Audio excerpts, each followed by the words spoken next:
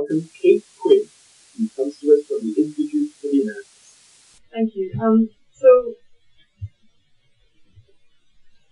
The paper I'm putting today comes out of research that I've been doing over the last several years.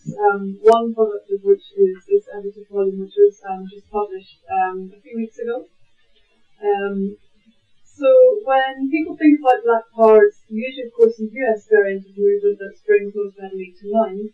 And indeed, scholarship and popular perceptions of the movement have been dominated by this North American story. However, in the late 1960s and 1970s, the Caribbean also witnessed an upsurge of Black Power mobilization that was influenced by, but not imitative of, the US movement. Caribbean Black Power was part of and responsive to the broader global wave of resistance of the 1960s, a wave that includes the Cuban Revolution, war in Vietnam, liberation struggles on the African continent, student protests in Paris, London and Mexico City, and of course the civil rights and the Black Power movements in the United States. The Caribbean Black Power was also strongly rooted in indigenous currents, such as Garveyism, Ethiopianism and Rastafari, and responded explicitly to local conditions, the failure of Afro-Saxon local governments to deliver meaningful change, foreign domination of Caribbean economies, and the persistence of racial discrimination and pigmentocratic social and economic hierarchies, little change since emancipation. So in addressing today what Black Power meant in the Caribbean context, I'll limit the discussion here to just one fundamental question. What did blackness mean in Caribbean conceptions of Black Power? I'll argue that though the Caribbean movement tried to articulate a more inclusive conception of blackness than its North American counterpart, it never resolved the tensions between its inclusive political definition of blackness and its exclusive cultural identification with Africa.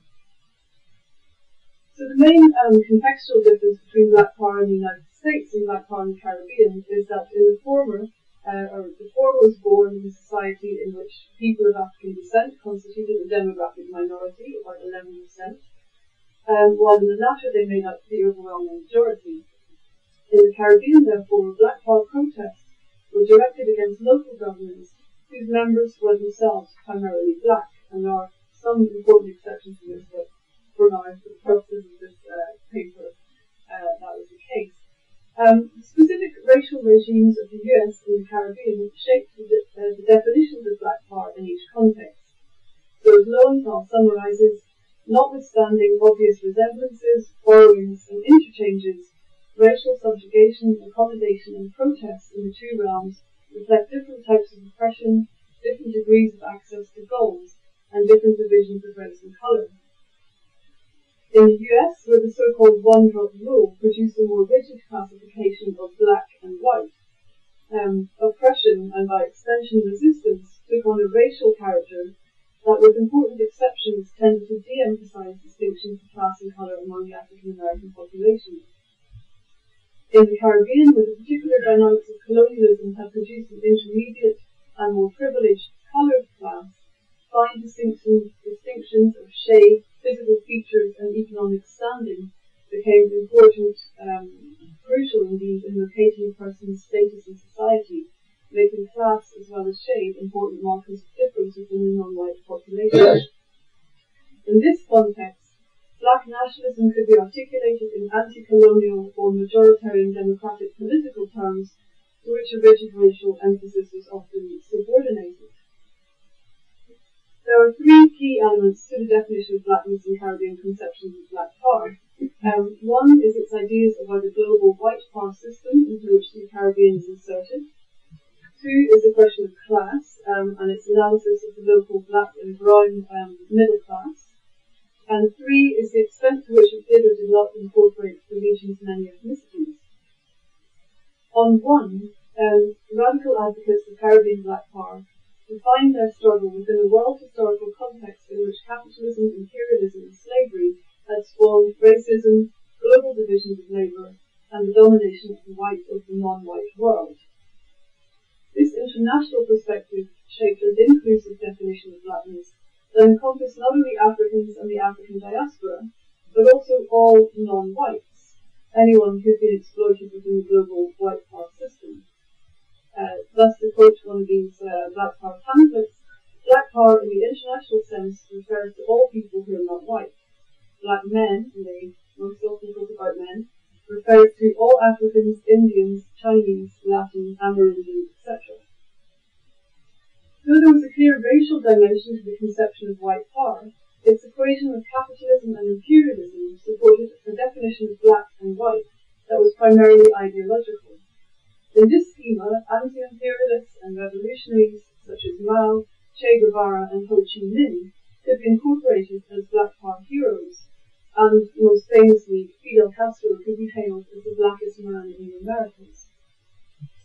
On point 2, Caribbean definitions of black power always have a class dimension. Characterizing the region's black and brown middle classes as local agents of the white power system, Walter Rodney argued that the West Indian ruling class, irrespective of its racial or colour composition, supported the preservation of structures that kept the black masses at the bottom of the social ladder. From this perspective, black skin did not necessarily connote blackness, nor did black government mean black power. As Leroy Herbold would propose, this is a quote, "The black bourgeoisie have nothing in common with the masses but the colour of their skin. It is they who are blowing up the myth of white freedom, democracy, and a multiracial society with blacks in power." Authentic blackness was thus framed as a political identification with a strong class dimension. Only by rejecting the privileges of their class and becoming servants of the black masses could a progressive bourgeoisie be incorporated on the side of the revolution. On the third point, black power's relation to non-African descendants, this was not so much an issue in places like Jamaica or Barbados or Antigua, where there was an Afro-descendant majority, but it took on critical significance in ethnically plural contexts such as Trinidad, Guyana, and Belize. In Trinidad, where Indians made up 40% of the population, the leadership of NJAC, which was the main black power organization, explicitly endorsed the definition of blackness that included the Indian majority, underlining the revolutionary solidarity of what they referred to as the two black races of Trinidad and Tobago, articulating the past and present of shared oppression and common struggle. This message was cemented in this historic march from urban and predominantly Afro-Trinidadian port of Spain to the rural Indian sugarlands of Caroni under the banner Indians and Africans Unite. NJAC's reconceptualization of blackness to include both Africans and Indians constituted a direct challenge to the carefully contrived divisions of political power in Trinidad, in which political leaders on either side benefited from the continuation of ethnic cleavages. However, scholarship is divided over the extent to which Indo-Trinidadians identified with the term black or were actively incorporated into the Black Power movement. It did attract the support of a number of significant individuals and a couple of Indian organizations, but many did not embrace a black identity and openly questioned their place within its primarily African symbolic universe. Similarly, in Belize, which alongside the Creole majority had significant Mestizo, Maya, and Garifuna populations, the leadership of Black Power organization UBAD insisted that black, quote, included all non-white people. However, UBAD's constituency was mainly Afro-Belizean, and its symbolic universe reflected this affiliation. Belize was identified as Afro-Honduras, and UBAD leader Evanet Hyde spoke about the spiritual return to Africa. This made it more difficult for non-African descendants to identify with the movement. As Sherman argues, quote, in Belizean society at the time, black meant black, not black, brown, red, and yellow, as the movement officials declared. So both of these examples highlight the distinction between Black Power as an ideology and Black Power as a movement in the multi-ethnic Caribbean. Black Power as an ideology articulated a conception of blackness that included non-white ethnicities.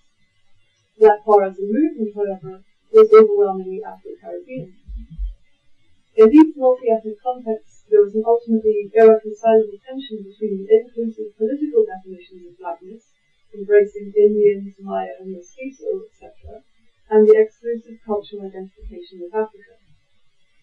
So to conclude, mobilizing around ideas of blackness had both merits and limitations in the Caribbean context. Caribbean black power served to foster black pride in societies in which the markers of blackness had long been denigrated.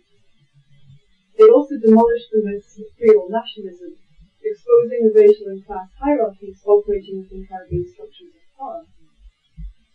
But it also exposed some of the tensions inherent in searching for self and collective identity in mixed Caribbean societies formed through slavery, colonialism, and the transplantation of peoples from Europe, Asia, and Africa. As many of its leaders turned towards a more orthodox Marxist analysis in the 1970s, i.e. away from ideas explicitly about blackness towards a more orthodox focus on class, the slogan Black Power was consigned to history. However, the impacts and the legacies of the movement were significant, and they outlived